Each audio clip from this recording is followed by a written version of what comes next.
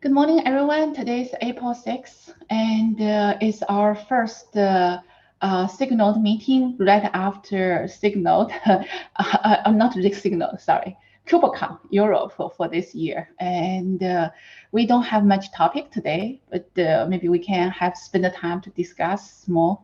And we kick off still with the Sergey. Maybe Sergey and Alana can update us about the PR and the bug triage status. Yeah, I pasted the statistics and we, as expected, growing on PRs. I've been taking days off last week, so I'm not super caught on the PRs yet. So I will be spending more time this week. Ilana, did you catch up? Because I know you also were off. Yeah, I was out of office last week, so the only catching up I did was I made sure to drag a bunch of the new SIG Node PRs onto the board. I would expect they're mostly growing right now and not getting closed or merged because we're in code freeze. So I have not been paying much attention to things because as soon as we hit sort of the test freeze deadline, I think everything in SIG Node that needed to get handled got handled. So, but for the most part, it would be very helpful right now because I don't have time to look at them while I'm preparing for the next cycle, and I'm assuming that many other people are in a similar boat. If you're looking for somewhere to get involved, right now there's lots and lots of PRs on the SIG Node board that need to be triaged. So they need to have their priorities set. We need to make sure they're in the right column. We need to make sure that, if they have been triaged correctly, that the triage label has been set. So if you're interested in helping out with that, you can go to the SIG Node board and there's instructions in the cards at the top of the columns, and you can try to help out with that. And you don't even need to be an org member to do some of the stuff like, for example, setting priority and closing things that are no longer applicable and that kind of thing. So good luck. And hopefully we'll see some new folks helping out with that. But other than that, yeah, not much movement in PRs. Thanks, Sergey and Alana. So let's move to the topic. Oh, by the way, I hope we can discuss of the next milestone, the Kep next week. So 1.22, because I know we are not, we just have code freeze and we also have the KubeCon, so we don't have the time. But there's the mini project to carry on from the last milestone and the next milestone, and also we have the during last cycle, and there's the several project being raised, and we suggest it goes to next milestone. So that's why we have to go over those kind of things. So let's talk about those next week. So the first topic is Vinay. Vinay put here. So, sorry for interrupting. I also want to remind that pretty soon the cherry pick will close for April release, and I think it will be last release for 1.18 or something like that. Maybe if I counted correctly. So if you want something for 1.18, please go ahead. Yes, I believe the cherry pick deadline for that is this Friday. So it's got to be done by the end of this week. And Dawn, I added for 122 Kep Planning. I added that to the agenda for next week. Cool. Thank you. Thank you. So next one is the Vinay. Vinay is the in-place pod vertical scaling. Vinay won't be here, I believe.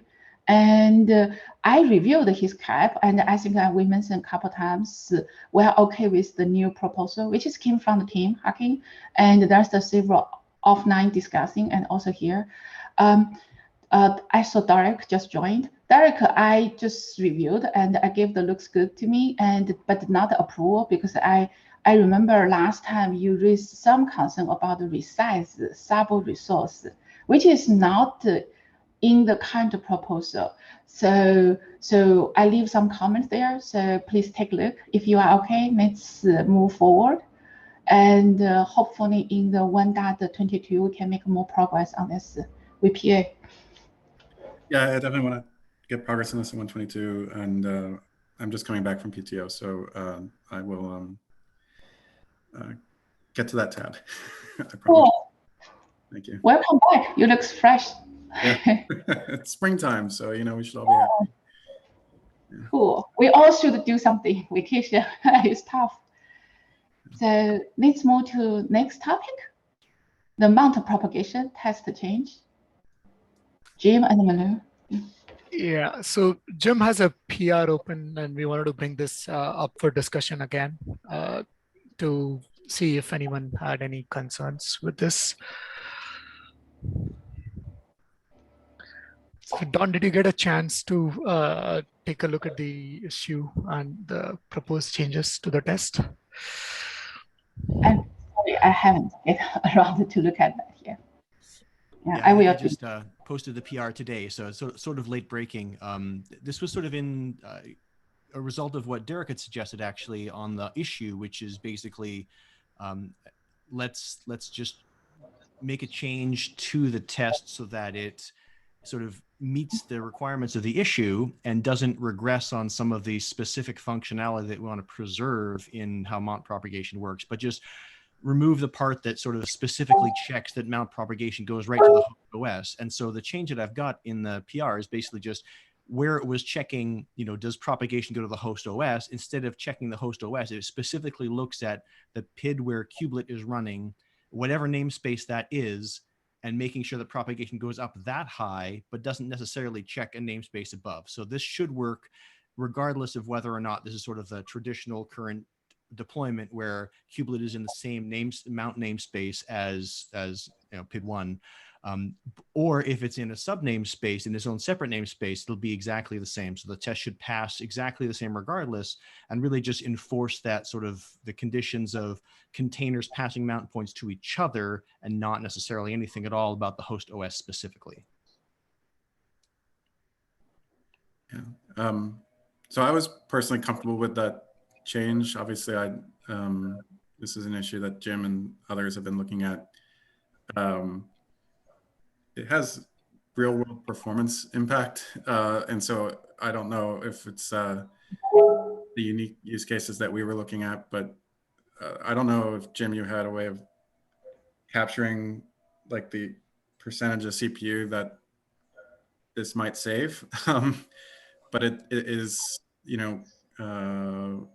relatively significant. And so if there wasn't any objection to ensuring that mounts were propagated up to the same visibility that the kubelet itself had, this seemed like a good end state with respect to the API promises that Kubernetes itself would provide. And hey, Jim, Derek, one problem here with the PR is probably finding the path of the kubelet so you can do the PID off, because the path user bin might not be the place where other people keep their kubelets. So that's a fair point. Yeah, good point. Yeah, I haven't looked at the code in depth with Jim yet. So yeah, aside from that though, I think yeah, I see we're doing an ascent here on this stuff. But I don't know, Jim, if you want to recapture, I think you said it was like a 50% CPU savings of system D. Yeah, so basically there are 3 points at which we can compare numbers. One is sort of current state of like rel 8 system D without the back port. And with that, basically system D will max out using 100% of one core. In a worst case scenario, we've got a huge number of mount points. So the system D upstream changes that are in today, which are also being backported to a soon to come rel 8 variant. The estimate that I saw said that should basically improve it by 30 to 50%, which means that worst case, we're still looking at 50 to 70% CPU utilization, and it on a single core only, but still, I mean, that's not nothing. And so with this E2E test change in, and then subsequent changes to actually move the kubelet and cryo into their own mount namespace, that goes to 0. So that is a significant difference over the 50 to 70. So one question I had, Jim, is you were talking about rel and cryo, and so what is the guidance that we can give to other deployers and other operating systems. Yeah, I think to DIMS, this should apply to anything that is using systemd. I know. I'm asking, like, we need to write it up and say, this is what you need to change for better performance, right? I understand that the current way deployers work, it'll still continue to work. I'm not debating that because this is a test change. But then how do we make sure that they know that there is a better faster, performance-oriented? Would be to run Cubelet in its own mount namespace, separate from the host. And I'd be happy to write up a specific, like, I mean, I have an example in GitHub that, you know, people can look at if they're curious, but basically there's a sort of a set of 3 things that you need. You need a separate mount namespace, and it's good if it's sort of decoupled from either Cubelet or whatever container runtime you're using, so that stopping one doesn't destroy the mount namespace. It needs to be in the slave/shared state with respect to the host OS namespace, so that propagation still happens from the host to that namespace, but not back in the other direction. And it has to be the /shared specifically because there is a case, I actually found a case in OVN in OpenShift where if you have a bind mount underneath the new namespace and then want to rebind part of a subset of that into another container, unless you have that shared, it binds to the parent namespace, which is wrong, and not to the one that's at the, you know, Cubelet and Cryo level. And then the last piece is just, you know, in your init system where you create this mount namespace, you have to make sure both your container runtime and Cubelet both go into that mount namespace. Otherwise, you know, they won't see each other's mounts, and that would be bad. Yeah, perfect, Jim. It's just that usually we do this in a Kep, but, you know, let's just write it up somewhere. So we can tell people, like, for example, image builder team, they will need to know what they need to change so that all the people that use cluster API, they get this performance boost. Yeah, so I'd be happy to write it up however you think would be reasonable. I mean, I could write a Kep if you like, if that would be the right No, we don't need a Kep. Just write it up somewhere where it is actionable. Yeah, don't go to Keps. Tim's like, I think it's good that we give guidance. I 100% agree with this. And just even from a Red Hat standpoint, like my own guidance for us at Red Hat is like, this is only pertinent in environments where you need to preserve as much CPU for the workload. And that's important probably in particular industries, like you can imagine telco or media and that type of thing. For general purpose clusters, like this is good. It's probably noise that people wouldn't notice. But if you're doing industry specific issues, I think we don't have a great place in the project to document like industry specific config, but I would anticipate like an Intel white paper on DBDK would say that this is best practice for the reasons that Jim is alluding to. Got it. But we still do have like K3S, K0S, and folks like that that might make use of this. So let's write it up at least. That's the least we can do. I think the Kep is maybe it's not the bad idea because we do the Kep, because this is the best practice, and also will change our behavior, right? So and the Kep actually have the built-in process for us to say, oh, here's the what we expected, what we want to expected graduate. At least those process. A lot of things you maybe just skip there, but at least the problem statement. What kind of problem we try to address, and what's the solution, and it can capture in the one place, and also can target for milestone and release, and the signal also can sponsor and make sure have the reviewer and approver. And so there's a whole process like documentation at the end, and the Kep can, since already have the built-in process, let's just using that one. But we could relax on many other things, so like certain things is done. So then we can have the milestone phase and expectation and the work item for each release. So they're kind of the good things for our community, because this is like a loose coupled organization. So community can track all the progress. So I think the tension is just like a Kep for this wouldn't be coupled to a feature gate. And so like we used to just have general design docs in Cube, right? Where you could write down like, this is the way something would be structured. And I think back to Dawn, like the node allocatable design doc we had in the past that like laid out a particular C group hierarchy. Yes. I'm wondering if we could have a, if not a Kep, just we can find a home to put that type of practice. But there's not really a code change beyond this EDE that we've identified as pertinent to address. Kubernetes community has directories for SIG Node. We'll just create a new MD file there. That should be fine. Awesome. All right. Well, Jim, if you take that action, and then I'll review the EDE here. And Dims, it sounds like you're already looking at the code as well, so we can pair up our comments. Awesome. Thanks. So then we can, once you read out, and then we can discuss, review, and then this is kind of become to, we can move forward. Yeah. Great. Okay, Dims, I saw you just put another topic. Yes. So I was going through my older notes to figure out where, what are the kinds of things that we are yet to tackle. And one of them that came back was we have the dynamic kubelet config, which is stuck since 1.11 in beta. I think we need to like pull the plug on it one way or another. And I have a feeling that we should deprecate and get rid of it and eliminate code. That would be so I opened an issue basically to see what we wanted to do. That was the first one. Any thoughts there? I think we all agree in the past we should deprecate and remove dynamic Kubernetes config. There are certain things we'll still during that process implement something like a file-based config and know the configurations component or is being already there in using, but dynamic part can be removed. We all agree. We can, hopefully we can make more progress, remove those dead code in the 1.22.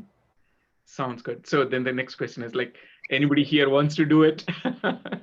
Exactly. So yeah, so this is why next week we should talk about 1.22 owner and the reviewer and the approver. So, sounds good. Yeah. And the second, sorry, Dims, like what is the? I'm trying to think of an equivalent we've done where we had something beta and then deprecated it. But is the step in 122 anything more than labeling it deprecated? I think that's fair. Just calling it deprecated should be fine for 122. Yeah, but then I'm happy to do that. That's fine. James, I'm happy to help with that, and I was planning to start doing some research. I think the biggest dependency right now is in tests, the end-to-end test using dynamic config to reload some feature flags or stuff like that. So maybe we can not only mark deprecate, but also remove usage from tests. Cool, great. The second one was I was looking at Cubenet usage of Cubenet in different places. And I realized that COPS uses Cubenet as the default. So I started an issue there, and there was a lot of action on that issue on what actually we are deprecating and what we are not. And apparently it seems that the Docker shim implementation is just one implementation of Cubenet. And there are other implementations of Cubenet where people construct CNI configs and directly apply it. And so we have to, basically that's what that thread is about. I wanted to make sure that folks know that when we remove Docker shim, there is an option called Cubenet that we'll be removing because that's under Docker shim. So this was like a follow-up for the Docker shim.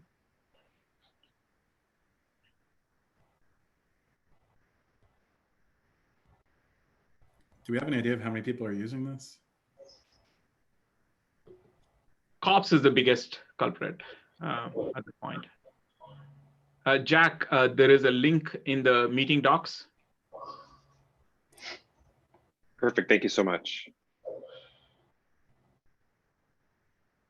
That's all I had, Don.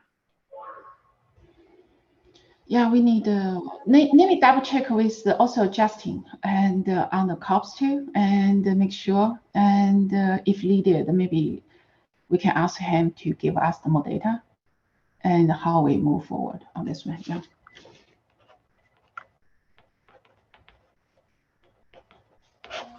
Don, could we jump back to the first agenda item for just a minute about the in-place pod resizes? Yes, please. So I saw that you tagged the enhancement PR. I just pasted in the chat with LGTM, but I think it still needs an approve from either you or Derek. So Yes. I know Vinay's anxious to get that. Yes, I just mentioned that at the beginning of the meeting. I said I give the looks good to me because I agree, and I just want to leave a little bit buffer time for Derek to take last look, because last time we thought Derek still have some question on the resize and sub-resource. So I hope we can punt that sub-resource definition, but I still want Derek to take a look on that one proposal. Okay. Thank you. Many things since last time we look at. So I think we want to move forward with this feature in the 1.22.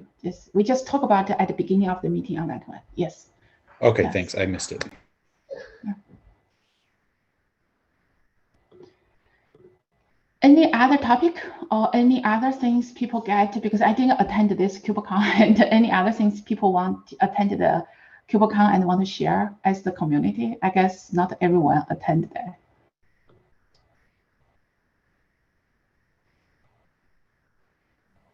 So Don, I think KubeCon's not for another month, but we submitted our talk recording. So it will be live. I think it's May 5th. Yeah. I saw this last week. I checked the calendar. Somehow I always remember it's the April, beginning of the April, a while back. I said, okay, I won't join.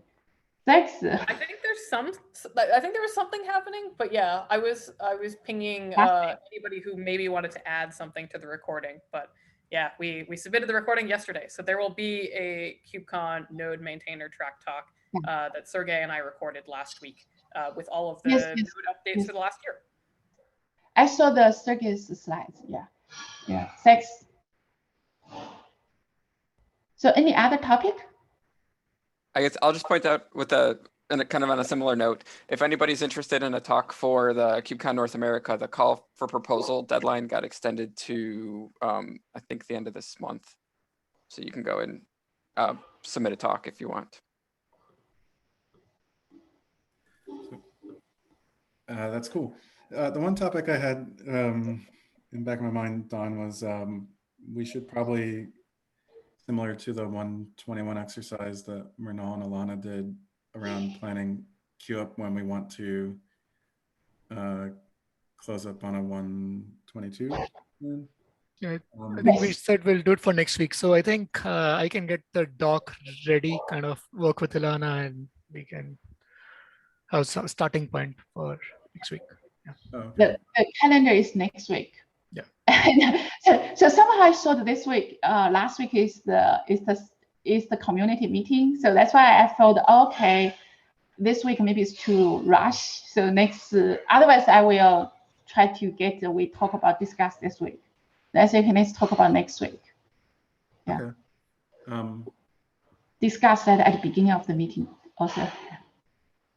So if we go over that next week, then would the goal then be to kind of get our rough thing locked down by the 20th, I guess? Is that the idea? If we discuss this while I was out, sorry. Hopefully we can start as early as possible. So hopefully next week we can have the basic idea, and then we can go over here to at least find out the reviewer and the approver. But at least what we can share the doc and back and forth comment offline, so we can knock down earlier. But honestly, a lot of people already know they are move forward, right? So a lot of people came here and they say, oh, last milestone we cannot meet, but we can move forward. And this week. What I was trying to figure out is there were some past discussions around potential like device plugin enhancements that were being advocated by some members, and so I'm trying to think through if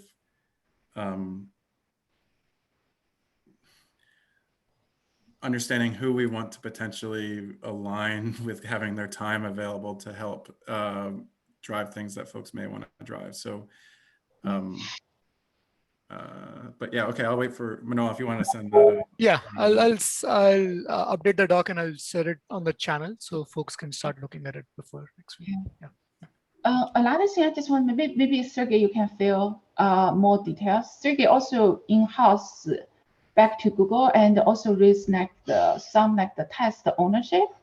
So because there's so many E2E tests we want to build of the team and area ownership, so people can help with those test failure. So otherwise it's kind of like the only like the Sergey, Dims, and Alana, so that's kind of the not sustainable. And so we maybe also want to talk about that, how to build those things and build those ownership. Yeah. All right. Well, thanks all. Thanks everyone. That's all for today. Bye. Take care. Thanks all. Bye, folks.